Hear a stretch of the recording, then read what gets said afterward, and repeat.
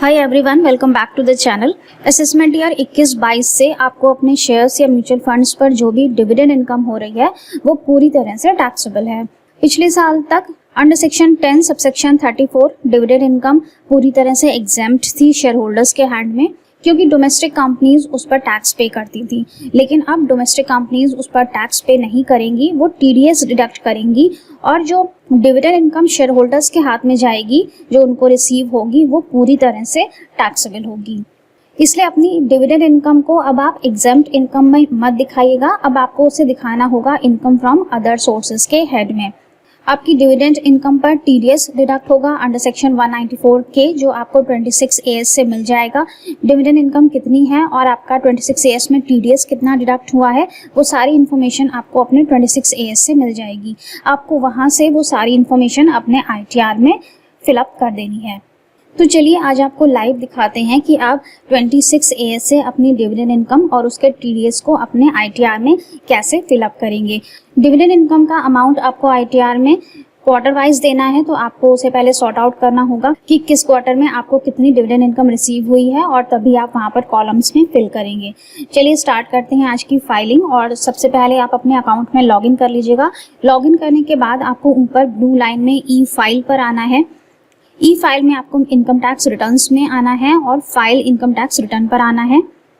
इस पर क्लिक करेंगे तो आपके पास इस तरह का पेज आता है। यहाँ पर आपको सेलेक्ट करना है अपना असेसमेंट ईयर, जो कि होगा 21-22। इसके बाद आपको नीचे कंटिन्यू पर क्लिक करना है।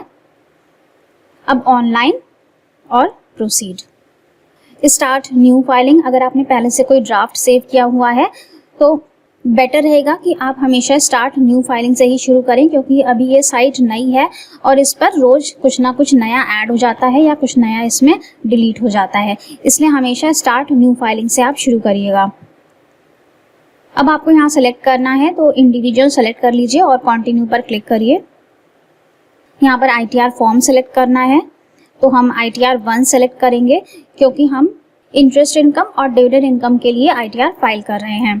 हमारी यहाँ पर सिर्फ शेयर्स और म्यूचुअल फंड से डिविडेंड इनकम है, हमारा यहाँ पर कोई भी कैपिटल गेन या कैपिटल लॉस नहीं है। अगर आपके केस में कैपिटल गेन या कैपिटल लॉस भी है तो फिर आपको ITR 2 फाइल करनी होगी, लेकिन अगर सिर्फ आपकी डिविडेंड इनकम है तो फिर आपको ITR 1 लेना है। तो हम ITR 1 चूज करते हैं और नीचे प्रोसीड करेंगे।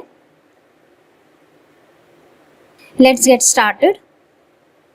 अब आपको यहाँ पर 3 ऑप्शंस में से चूज करना है, आप किस लिए ITR फाइल कर रहे हैं। आपकी बेसिक एग्जाम्पशन लिमिट से ज़्यादा इनकम है, या फिर आप 7th प्रोविजन टू सेक्शन 139(1) के अंदर कवर होते हैं, या फिर आप अदर्स पर भी टिक कर सकते हैं। तो हम यहाँ पर taxable income more than basic exemption limit पर क्लिक कर देते हैं और फिर हम नीचे प्रोसीड करेंगे।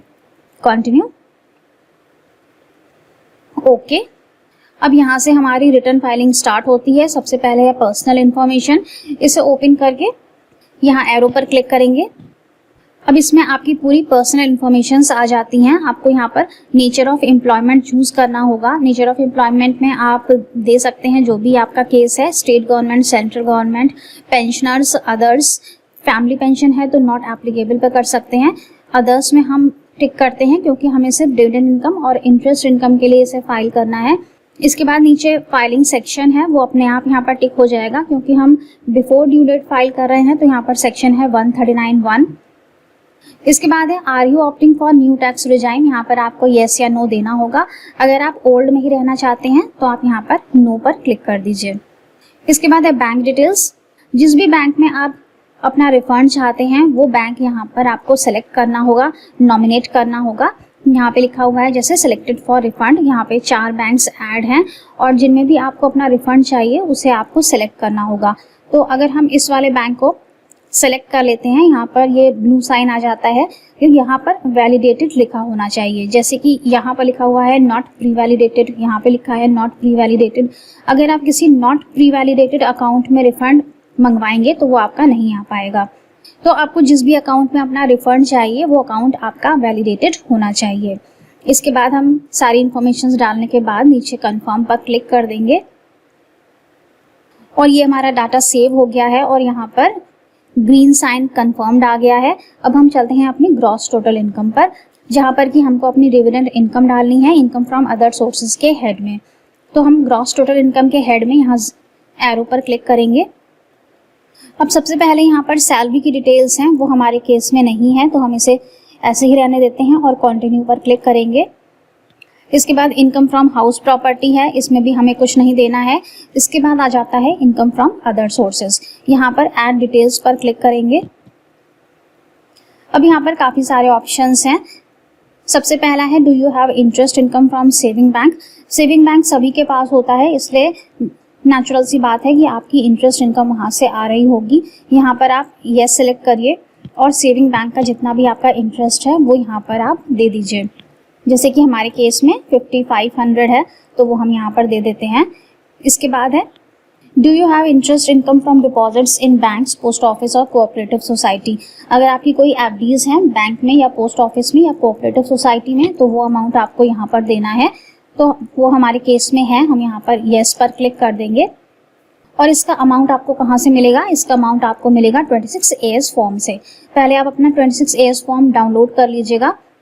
तो हमारे 26AS फॉर्म में अंडर सेक्शन 194A ये जो हमारी इंटरेस्ट इनकम आ रही है, यहाँ पर इसका टोटल है 1,27,915। तो हम इस वाले अमाउंट को लिख देंगे वहाँ पर 127,915। ये हमारी इंटरेस्ट इनकम आ गई एफडी से। इसके बाद है do you have any family pension. ये सब नहीं करना है हमें। Interest from income tax refund ये सब नहीं है। Any other. इसके बाद आ जाता है do you have dividend income. यहाँ पर येस पर क्लिक कर दीजिए। हाँ, हमें डिविडेंड इनकम है और हम उसे दिखाना चाहते हैं। अब ये पूछ रहा है कि आपको क्वार्टर वाइज यहाँ पर ब्रेकअप देना होगा, तो अप टू 15 जून देना है आपको। उसके बाद 16 जून से 15 सितंबर तक है। तो इस तरह से आपको ये ब्रेकअप निकालना पड़ेगा अपने फॉर्म 26AS से। तो चलिए 26AS में देखते हैं। Under section 194 excess mutual fund यहाँ पर हमें मिल जाता है और इसमें 15 जून से पहले की यहाँ पर कोई एंट्री नहीं है। यहाँ पर जुलाई से स्टार्ट हो रहा है। यहाँ पर आपको डेट भी दी गई है 27 जुलाई, 25 अगस्त, 25 सितंबर, 26 अक्टूबर, 25 नवंबर और 28 दिसंबर। तो आपको डेट वाइज यहाँ पर देखना पड़ेगा जिस तरह से आपसे ब्रेकअप मांगा जा रहा है आईटीआर में। और सबसे इम्पॉर्टेंट बात ये देखिएगा, यहाँ पर सिर्फ दिसंबर तक के ट्रांजेक्शन डेट्स हैं। दिसंबर के बाद की अभी टीडीएस रिटर्न्स फाइल नहीं हुई हैं, इसलिए यहाँ पर जनवरी, फरवरी, मार्च की टीडीएस और डिविडेंड इनकम यहाँ पर नहीं आ रही है। इसलिए अभी हम इस रिटर्न को फाइल नहीं करेंगे। हम वेट करेंगे जब तक कि यहाँ पर मार्च तक का डिविडेंड शो होने लगेगा। यहाँ पर हम फाइलिंग सिर्फ आपको दिखाने के लिए कर रहे हैं कि आपको किस तरह से ब्रेकअप देना है। अब ये यहाँ पर 16 जून से 15 सितंबर तक की डिविडेंड इनकम मांग रहा है। तो हमें यहाँ पर सिर्फ जुलाई और अगस्त का डेटा लेना है, क्योंकि ये दिया हुआ है 25 सितंबर। तो हमें 25 सितंबर नहीं लेना है, हमें सिर्फ 15 सितंबर तक की डेट्स का लेना है। तो हम सिर्फ ये जो दो एंट्रीज हैं 217 और 33, सिर्फ इन दोनों का टोटल यहाँ पर लेंगे और इन दोनों का टोटल आता है 250.59। तो चलिए देखते हैं कि यहाँ पर ये पॉइंट्स लेगा या नहीं लेगा। तो हम यहाँ सेकेंड वाले में फिलअप कर देते हैं 250.59। पॉइंट्स ये नहीं ले रहा है, लेकिन क्योंकि ये 0.59 है तो हम इसे राउंड ऑफ कर देते हैं और हम इसे 251 कर देते हैं। अब दूसरे वाले कॉलम में आपको लेना है 16 सितंबर से 15 दिसंबर तक का डेटा। अब इस वाले कॉलम में हम सितंबर, अक्टूबर और नवंबर ये 3 मंथ्स कवर कर लेंगे और ये 28 दिसंबर वाला छोड़ देंगे, क्योंकि हमें सिर्फ 15 दिसंबर तक का डेटा चाहिए। अब इन 3 अमाउंट्स का टोटल करेंगे। इसका टोटल आता है 534.42। तो 0.50 से कम है, हम इसे राउंड ऑफ नहीं करेंगे और हम इसे 534 ही लिख देते हैं। तो अपने आईटीआर में आएंगे और यहाँ थर्ड वाले में 534 लिख देंगे। अब हमारा लास्ट बचा है फ्रॉम 16 दिसंबर टू 15 मार्च। अब हमारे पास सिर्फ दिसंबर की एक एंट्री बची है। अभी लास्ट क्वार्टर हमारा अपडेट नहीं है, तो हम सिर्फ ये वाली एंट्री यहाँ पर लिख देते हैं 53.34। 0.34 को हम इग्नोर कर देंगे और सिर्फ 53 यहाँ पर लिख देंगे। ये हमारा टोटल डिविडेंड इनकम आ गई है 838 की। और हमारे 26AS में कितनी है? 26AS में भी है 838 और 0.35 को इग्नोर कर देंगे क्योंकि वो 50 पैसे से कम है। हमारी ये डिविडेंड इनकम यहाँ पर मैच हो गई और अब हमें इसे नीचे कंटिन्यू पर क्लिक कर देना है। अब इनकम फ्रॉम अदर सोर्सेज के हेड में आपके पास डिविडेंड इनकम आ गई है, इंटरेस्ट फ्रॉम सेविंग अकाउंट आ गया है और इंटरेस्ट फ्रॉम डिपॉजिट्स आ गया है। ये सब आपने अपने फॉर्म 26A से यहाँ पर लिख दिया और इन पर आप टिक लगा दीजिए इन सारे हेड पर। Income chargeable under the head other sources total आ गया है और इसे हम नीचे कंफर्म कर देंगे और ये हमारी ग्रॉस टोटल इनकम यहाँ पर कंफर्म्ड हो गई ग्रीन कलर से और ये अमाउंट आ गया टोटल। इसके बाद डिडक्शंस हैं, अगर आप कोई डिडक्शंस क्लेम करना चाहते हैं तो यहाँ ये एरो पर क्लिक करिए। हम यहाँ पर कोई भी डिडक्शंस क्लेम नहीं कर रहे हैं, लेकिन हाँ बैंक इंटरेस्ट का हमारा एक डिडक्शन है जो हमने सेविंग बैंक का इंटरेस्ट वहाँ पर लिखा है इनकम फ्रॉम अदर सोर्सेज में, उसका हमें डिडक्शन मिलेगा अंडर सेक्शन 80 TTA। तो उसे क्लेम करने के लिए हमें यहाँ जाना है, are you eligible to claim any other deduction, यहाँ येस पर क्लिक करेंगे और सेक्शन 80 TTA में चलेंगे। अब क्योंकि हम ये सीनियर सिटीजन की ITR फाइल कर रहे हैं इसलिए यहाँ पर 80 TTA हाईलाइट नहीं हो रहा है, यहाँ पर हमें 80 TTB के अंदर अपना ये डिडक्शन क्लेम करना है। तो हम 80 TTB में क्लिक करते हैं और यहाँ पर हम 50,000 का डिडक्शन ले लेंगे जो कि सीनियर सिटीजन्स के लिए होता है। यहाँ पर इंटरेस्ट फ्रॉम सेविंग और जो FD का इंटरेस्ट है वो दोनों का क्यूमुलेटिव इंटरेस्ट यहाँ पर हमें एज अ डिडक्शन मिल गया है। अगर ये पर्सन सीनियर सिटीजन नहीं होते, इंडिविजुअल बिलो 60 ईयर्स होते तो उनको अंडर सेक्शन 80 TTA यहाँ पर डिडक्शन मिलता और इसकी मैक्सिमम लिमिट होती 10,000 रुपीज़। लेकिन यहाँ पर क्योंकि ये सीनियर सिटीजन है तो इनको मैक्सिमम 50,000 का डिडक्शन यहाँ पर मिलेगा। इसके बाद नीचे आएंगे और कंटिन्यू पर क्लिक करेंगे। इसके बाद हमें कोई भी सेक्शंस यहाँ पर क्लेम नहीं करने हैं, हमें टोटल डिडक्शन सिर्फ 50,000 ही क्लेम करने हैं। तो हम यहाँ पर कंफर्म कर देंगे। कंफर्म करने के बाद टोटल डिडक्शंस भी हमारे कंफर्म्ड हो गए, यहाँ पर ग्रीन साइन आ गया और अमाउंट यहाँ पर आ गया 50,000। अब हमें चलना है टैक्सेस पेड पर, यहाँ एरो पर क्लिक करेंगे। अब टैक्सेस पेड में हमें अपने डिविडेंड इनकम और अपने इंटरेस्ट इनकम का TDS यहाँ पर क्लेम करना होगा, वरना हमें अपना रिफंड नहीं मिल पाएगा। तो हम इस वाले हेड में जाएंगे, details of TDS from income other than salary. Salary यहाँ पर हमारी नहीं है इसलिए हम उस वाले TDS पर नहीं जा रहे हैं, हम सेकंड वाले ऑप्शन पर जाएंगे। यहाँ पर शो डिटेल्स पर क्लिक करेंगे तो यहाँ पर देखिएगा इंफॉर्मेशन डिस्प्ले हो रही है, लेकिन यहाँ पर आपको ग्रॉस रिसिट्स और टैक्स कितना डिडक्ट हुआ है वो आपको यहाँ पर मैनुअली फिल करना पड़ेगा। यहाँ पर सिर्फ आपको टैन नंबर यहाँ पर प्रीफिल्ड दिखाई दे रहा है। सबसे पहले आपको इस बॉक्स पर क्लिक करना होगा, जैसे कि ये वाला जो टैन नंबर है ये हमारा डिविडेंड इनकम का है, तो हमें इस पर क्लिक करना है बॉक्स पर और अब हम एडिट पर क्लिक करेंगे। अभी हमारे पास पूरा पेज आ जाएगा, इसमें हमें इंफॉर्मेशंस फिलअप करनी है। यहाँ पर सबसे पहले नेम ऑफ द डिडक्टर, तो डिडक्टर कौन है हमारा, एक्सेस म्यूचुअल फंड है हमारा डिडक्टर, उसको हम यहाँ पर एंटर कर देंगे, एक्सेस म्यूचुअल फंड। इसके बाद यहाँ पे लिखनी है ग्रॉस रिसिट्स जो कि है हमारी 838 रुपीज़ की, जो हम अभी फिलअप कर चुके हैं इनकम फ्रॉम अदर सोर्सेज के हेड में। इसके बाद करना है select year of tax deduction, ये है 2020। टैक्स डिडक्टेड, आपका कितना टैक्स डिडक्ट हुआ है वो 26A से आप देख लीजिए। टैक्स है यहाँ पर 62.87 का, तो हम इसे राउंड ऑफ कर देते हैं 63 पर, 63। TDS क्लेम्ड दिस ईयर, पूरा TDS क्लेम कर लेते हैं 63 और इसे सेव कर देंगे। अब यहाँ पर हमारा टोटल टैक्स डिडक्टेड में 63 रुपीज़ शो होने लगा है, लेकिन अभी हमें यहाँ पर इंटरेस्ट का TDS भी एंटर करना है। हम फिर से शो डिटेल्स पर क्लिक करते हैं और अब हम सेकंड वाले में जो कि हमारा इंटरेस्ट का टैन है इस पर क्लिक करेंगे और यहाँ एडिट पर क्लिक करेंगे। अब यहाँ पे हमें फिर से इंफॉर्मेशन डालनी है कि हमारा इंटरेस्ट कितना है FDs वाला, उसके लिए हम फिर 26A पे जाएंगे और ये एक्सिस बैंक है। एक्सिस बैंक से हमारा TDS का अमाउंट है यहाँ पर 9614 का और इंटरेस्ट अमाउंट है 1,27,915। ये दोनों चीज़ें हमें वहाँ पर एंटर कर देनी है।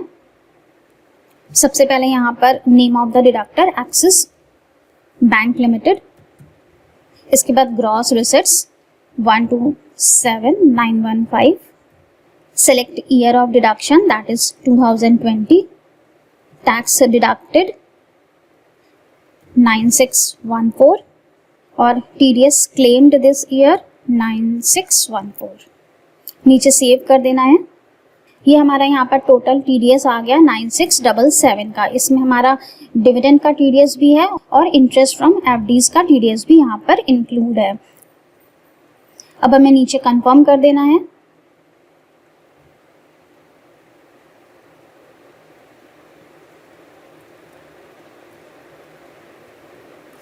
अब इस तरह से हमारा ये टैक्सेस पेड का कॉलम भी कंफर्म हो गया, ग्रीन साइन आ गया। अब हमें जाना है नीचे टोटल टैक्स लायबिलिटी पर, यहाँ पर क्लिक करेंगे। इस वाले कॉलम में आपको कुछ भी नहीं करना है, यहाँ बस आपको एक बार चेक करना है कि आपने जो इन्फॉर्मेशंस अपने पीछे के पेजेस में डाली हैं वो सारी करेक्ट है या नहीं। यहाँ पर आपको कुछ भी एंटर नहीं करना है। एक बार एक नज़र डाल लीजिएगा कि यहाँ पर क्या क्या अमाउंट्स शो कर रहे हैं। कंफर्म कर दीजिए और ये कॉलम भी कंफर्म हो गया। Total tax liability green sign confirmed आ गया है। अब जो आपका रिफंड का अमाउंट है वो आपको यहाँ पर शो नहीं होगा, यहाँ पर आपको ज़ीरो ही शो होगा। अगर आपका कोई भी टैक्स पेबल निकल रहा है या कोई भी आपका रिफंड निकल रहा है तो वो आपको यहाँ प्रोसीड पर क्लिक करने के बाद ही शो होगा। यहाँ प्रोसीड पर क्लिक करेंगे और यहाँ पर आ गया you are eligible for a refund of ₹9680। इसके बाद यहाँ पर आपको फिर से पूरी कंप्यूटेशन दिखा रहा है कि यहाँ पर आपने क्या क्या चीज़ें क्लेम की हैं। तो ग्रॉस टोटल इनकम आ गई आपकी, टोटल डिडक्शंस 50,000 के, टोटल टैक्सेबल इनकम इन दोनों को माइनस करने के बाद इतनी आती है। टोटल टैक्सेस आपने पे किए हैं 9677 के, जिसमें कि आपका FD का इंटरेस्ट का TDS है और डिविडेंड का TDS है। इसके बाद रिफंड अमाउंट आपका आ गया है 9680। अब ये बोल रहा है प्रीव्यू रिटर्न। आप प्रीव्यू रिटर्न पर क्लिक करेंगे तो फिर से आपको पूरा एक शीट दिखा देगा कि आप एक बार कंफर्म कर लीजिए सारे अमाउंट और उसके बाद आप फाइनली इसे सबमिट कर सकते हैं। अब यहाँ पर हम सबमिट नहीं कर रहे हैं क्योंकि 26AS अभी अपडेट नहीं है। डिविडेंड इनकम सिर्फ दिसंबर तक की शो हो रही है। अभी जो लास्ट क्वार्टर है जनवरी टू मार्च वाला, अभी वो शो होगा जब हमारी TDS रिटर्न्स फाइल हो जाएंगी। तो बस फ्रेंड्स, इस तरह से आपको फाइलिंग करनी है। अगर आपको डिविडेंड इनकम हो रही है शेयर्स पर या म्यूचुअल फंड्स पर, डिविडेंड इनकम पूरी तरह से टैक्सेबल है और उसका एग्जेम्पशन आपको क्लेम नहीं करना है अंडर सेक्शन 1034। अगर आप एग्जेम्पशन क्लेम कर लेंगे तो आपको डिफेक्टिव रिटर्न का नोटिस आ जाएगा, ध्यान रखिएगा। तो thank you so much for watching this video. Have a nice day, stay safe and healthy, bye bye.